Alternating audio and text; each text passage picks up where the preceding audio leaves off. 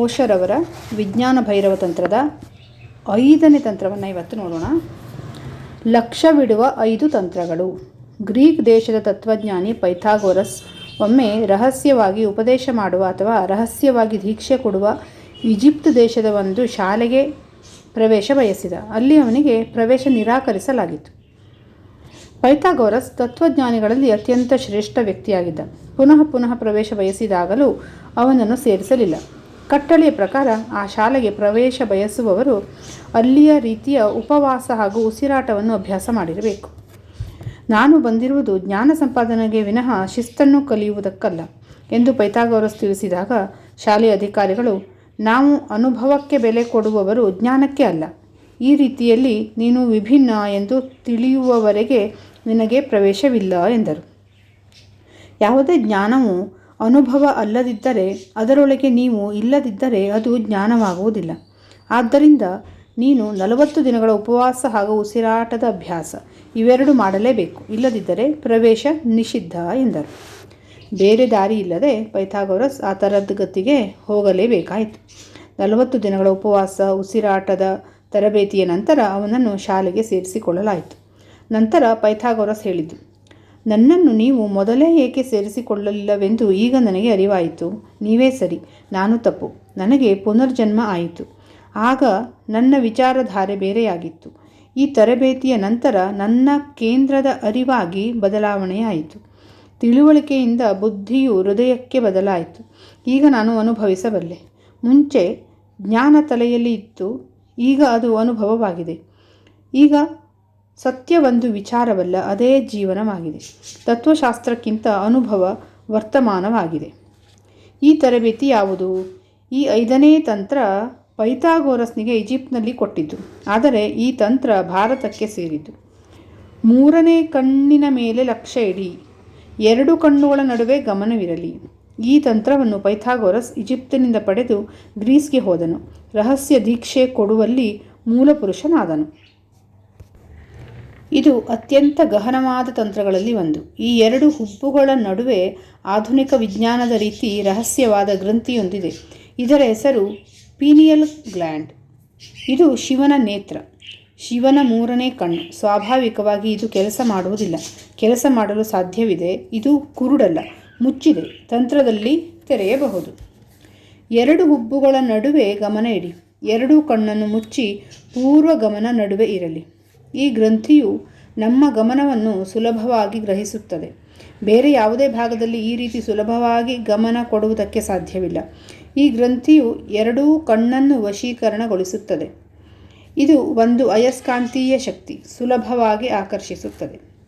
ಹಳೆಯ ತಂತ್ರದಲ್ಲಿ ಗ್ರಂಥದಲ್ಲಿ ತಿಳಿಸಿರುವಂತೆ ಈ 3ನೇ ಕಣ್ಣಿಗೆ ಗಮನವೇ ಆಹಾರ. ಇದು ಬಹಳ ಹಸಿದಿರುತ್ತದೆ.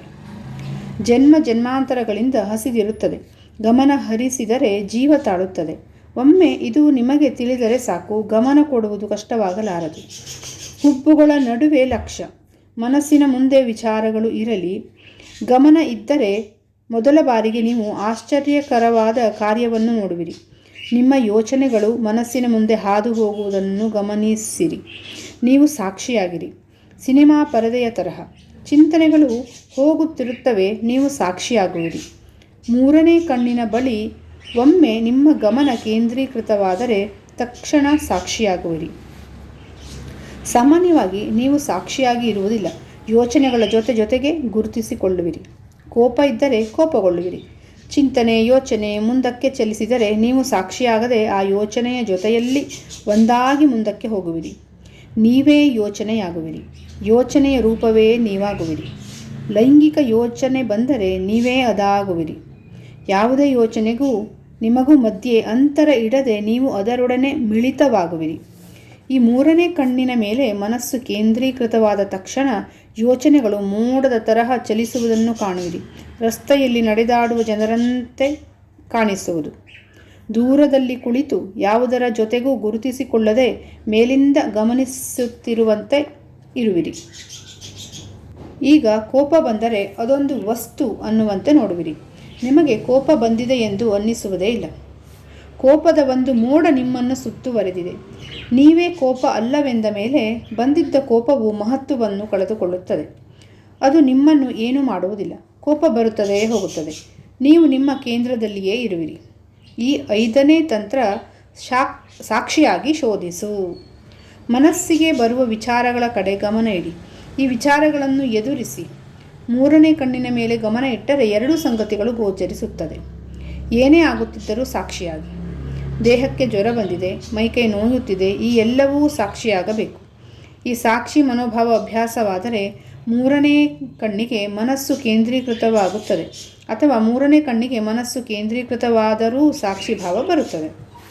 2ನೇಯದಾಗಿ, ಈ ರೀತಿ ಸಾಕ್ಷಿಭಾವ ಬಂದ ನಂತರ ಸೂಕ್ಷ್ಮವಾಗಿ ಆಗುತ್ತಿರುವ ನಿಮ್ಮ ಉಸಿರಾಟವನ್ನು ನೀವು ಅನುಭವಿಸಬಹುದು. ಉಸಿರಾಟದ ಸ್ವರೂಪವನ್ನು ತಿಳಿದುಕೊಳ್ಳಬಹುದು. ಮೊದಲು ಉಸಿರಾಟದ ಸ್ವರೂಪ ಎಂದರೇನು ತಿಳಿಯೋಣ. ವಿಜ್ಞಾನದ ಪ್ರಕಾರ ಆಮ್ಲಜನಕ, ಜಲಜನಕ, ಇತರೆ ಅನಿಲವನ್ನು ಉಸಿರಾಡುತ್ತಿರುವಿರಿ. ಗಾಳಿಯನ್ನು ಉಸಿರಾಡುತ್ತಿರುವಿರಿ. ಈ ಗಾಳಿಯು ಕೇವಲ ಒಂದು ವಾಹಕ. ನೀವು ಉಸಿರಾಡುತ್ತಿರುವುದು ಪ್ರಾಣಶಕ್ತಿ. ಇದು ತಂತ್ರದ ಸಾರ. ಆಧುನಿಕ ವಿಜ್ಞಾನಕ್ಕೆ ಪ್ರಾಣ ಎಂಬುದೊಂದು ಇದೆ ಎನ್ನುವುದು ಇನ್ನೂ ತಿಳಿದಿಲ್ಲ. ಆದರೆ ಕೆಲವು ಅನ್ವೇಷಕರಿಗೆ ಇದೊಂದು ರಹಸ್ಯ ಎಂದು ತಿಳಿದಿದೆ. ಇವರಲ್ಲಿ ಒಬ್ಬರಾದ ವಿಲ್ಹೆಲ್ಮ್ ಜರ್ಮನಿಯ ಮನಃಶಾಸ್ತ್ರಜ್ಞರು ಈ ಪ್ರಾಣವನ್ನು ಆರ್ಗನ್ ಶಕ್ತಿ ಎಂದು ಹೆಸರಿಸಿದ್ದಾರೆ. ಆದರೆ ಇದು ಬಹಳ ಸೂಕ್ಷ್ಮ. ನಿಜವಾಗಿ ಇದೊಂದು ವಸ್ತುವಲ್ಲ. ಗಾಳಿ ಒಂದು ವಸ್ತು, ಇದರ ಜೊತೆಯಲ್ಲಿ ಸೂಕ್ಷ್ಮವಾದ ವಸ್ತುವಲ್ಲದೊಂದು ಉಸಿರಾಟದ ಜೊತೆಗೆ ಇದೆ. ಇಲ್ಲಿ ಗಾಳಿ ವಾಹಕವಾಗಿದೆ ಎಂದು ತಿಳಿಸಿದ್ದಾರೆ. ಇದರ ಪರಿಣಾಮವನ್ನು ತಿಳಿಯಬಹುದು. ಚೇತನ ಇರುವ ವ್ಯಕ್ತಿಯ ಬಳಿ ಇದ್ದಾಗ ಇದರ ಅನುಭವವಾಗುತ್ತದೆ.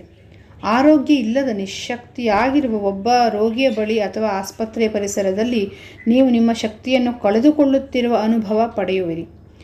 ಈ ನಿಮ್ಮ ಪ್ರಾಣಶಕ್ತಿಯನ್ನು ಅವರು ಹೀರಿಕೊಳ್ಳುವರು. ದೊಡ್ಡ ಗುಂಪು ಇರುವ ಸ್ಥಳದಲ್ಲಿ ನಿಮಗೆ ಉಸಿರು ಕಟ್ಟಿದಂತೆ ಆಗುವುದು. ಅಲ್ಲಿಯೂ ನಿಮ್ಮ ಶಕ್ತಿಯು ಹೀರಲ್ಪಡುತ್ತದೆ. ಮರದ ಕೆಳಗೆ ಬೆಳಗಿನ ಜಾವ ನೀವು ಒಬ್ಬರೇ ಇರುವಾಗ ನಿಮ್ಮಲ್ಲಿ ಪ್ರಾಣಶಕ್ತಿಯು ತುಂಬುತ್ತಿರುವ ಅನುಭವವಾಗುತ್ತಿರುತ್ತದೆ. ಪ್ರತಿ ವ್ಯಕ್ತಿಗೂ ಸ್ವಲ್ಪ ಸ್ಥಳ ಬೇಕಾಗುತ್ತದೆ. ಸ್ಥಳಾವಕಾಶ ಇಲ್ಲದಿದ್ದರೆ ಈ ರೀತಿ ಉಸಿರು ಕಟ್ಟುವ ಅನುಭವ ಆಗುತ್ತದೆ. ವಿಲ್ಹೆಲ್ಮ್ ಹಲವಾರು ಪ್ರಯೋಗಗಳನ್ನು ಮಾಡಿದನು. ವಿಜ್ಞಾನಕ್ಕೆ ಅದರದೇ ಆದ ಕೆಲವು ಮೂಢನಂಬಿಕೆಗಳು ಇವೆ. ಗಾಳಿಗಿಂತ ಬೇರೆ ಏನೂ ಇಲ್ಲ ಎಂದು ವಿಜ್ಞಾನ ನಂಬಿದೆ. ಆದರೆ ಭಾರತವು ಶತಮಾನಗಳಿಂದ ಪ್ರಾಣದ ಬಗ್ಗೆ ತಿಳಿಸುತ್ತಾ ಬಂದಿದೆ. ಕೊನೆಗೆ ಈ ವಿಜ್ಞಾನಿಯನ್ನು ಹುಚ್ಚ ಎಂದು ಕಡೆಗಣಿಸಿದರು. ಭೂ ಸಮಾಧಿಯ ವಿಚಾರವಾಗಿ ನೀವು ಕೇಳಿರಬಹುದು.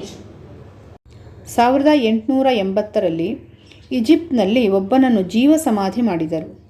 ಅವನನ್ನು ಹೂತಿದ್ದವರೆಲ್ಲರೂ ಸತ್ತು ಹೋಗಿದ್ದರು, ಏಕೆಂದರೆ ಅವನು ಬರುವುದು ಮತ್ತೆ 40 ವರ್ಷಗಳ ನಂತರ. ಜೀವ ಸಮಾಧಿಯಾಗಿದ್ದ ವ್ಯಕ್ತಿಯನ್ನು 1920ರಲ್ಲಿ ಹೊರತೆಗೆದಾಗ ಅವನು ಜೀವಂತವಾಗಿದ್ದನು. ಅವನು ಕಳೆಗುಂದಿದ್ದ ಎಂಬುದನ್ನು ಬಿಟ್ಟರೆ ಬೇರೆ ಏನೂ ಆಗಿರಲಿಲ್ಲ. ನಂತರ 10 ವರ್ಷಗಳು ಬದುಕಿದ್ದನು. ಅಲ್ಲಿಯ ವೈದ್ಯರು ಅವನನ್ನು ವಿಚಾರಿಸಿದಾಗ ಆ ವ್ಯಕ್ತಿ ಹೇಳಿದ್ದು, ನನಗೆ ಹೇಗೆ ಎಂದು ಗೊತ್ತಿಲ್ಲ, ಆದರೆ ಗಾಳಿ ಇರದ ಪ್ರದೇಶದಲ್ಲಿಯೂ ಪ್ರಾಣ ಹರಿಯಬಲ್ಲದು. ಗಾಳಿಯ ಸಹಾಯವಿಲ್ಲದೆ ಪ್ರಾಣವನ್ನು ನೇರವಾಗಿ ಎಳೆದುಕೊಳ್ಳಬಹುದೆಂದು ನಿಮಗೆ ತಿಳಿದರೆ ವರ್ಷಾನುಗಟ್ಟಲೆ ಸಮಾಧಿ ಸ್ಥಿತಿಯಲ್ಲಿ ಇರಬಹುದು. 3ನೇ ಕಣ್ಣಿನ ಮೇಲೆ ಗಮನ ಹರಿಸುವುದರಿಂದ ಕೇಂದ್ರೀಕರಿಸುವುದರಿಂದ ಪ್ರಾಣವನ್ನು ಗಳಿಸಬಹುದು. ಈ ಸ್ಥಿತಿಯನ್ನು ತಲುಪುವುದಾದರೆ ಅಲ್ಲಿಂದಲೇ ಸಾಧನೆ ಶುರುವಾಗುತ್ತದೆ. ಈ ರೀತಿಯ ಉಸಿರಾಟವನ್ನು ತಿಳಿದಾಗ ಇದು ನಿಮ್ಮ ಮನಸ್ಸನ್ನು ತುಂಬಿಸುತ್ತದೆ. ಇದಕ್ಕೆ ಹೆಚ್ಚಿನ ಪರಿಶ್ರಮ ಬೇಡ. ಆಗ ನೀವು ಮನಸ್ಸಿನಲ್ಲಿ ಕಲ್ಪಿಸಿಕೊಂಡಿದ್ದು ನಡೆಯುತ್ತದೆ. ಈಗ ನೀವು ಏನನ್ನು ಕಲ್ಪಿಸಿಕೊಂಡರೂ ಅದು ಆಗುವುದಿಲ್ಲ. ಕಲ್ಪನೆಯಲ್ಲಿ ಸತ್ವವೇ ಇರುವುದಿಲ್ಲ. ಕೆಲವೊಮ್ಮೆ ನೀವು ನಿಮ್ಮ ಸ್ನೇಹಿತನನ್ನು ನೆನೆಸಿಕೊಂಡರೆ ಅವನು ಬಾಗಿಲನ್ನು ತಟ್ಟಿರುತ್ತಾನೆ. ಇದು ಕಾಕತಾಳೀಯವೆನ್ನಬಹುದು. ನಿಮಗೆ ವಿಜ್ಞಾನ ತಿಳಿದಿಲ್ಲ, ಸರಿಯಾಗಿ ಗಮನಿಸಿ. ಈ ರೀತಿ ಆದಾಗಲೆಲ್ಲ ನಿಮ್ಮ ಮನಸ್ಸು 3ನೇ ಕಣ್ಣಿನಲ್ಲಿ ಇರುತ್ತದೆ. ಮನಪೂರ್ವಕವಾಗಿ 3ನೇ ಕಣ್ಣಿನ ಬಳಿ ಗಮನ ಇಟ್ಟು ಕಲ್ಪನೆ ಮಾಡಿದರೆ ನಿಮಗೆ ಬೇಕಾದ ಸ್ಥಿತಿಯನ್ನು ತಲುಪಬಹುದು.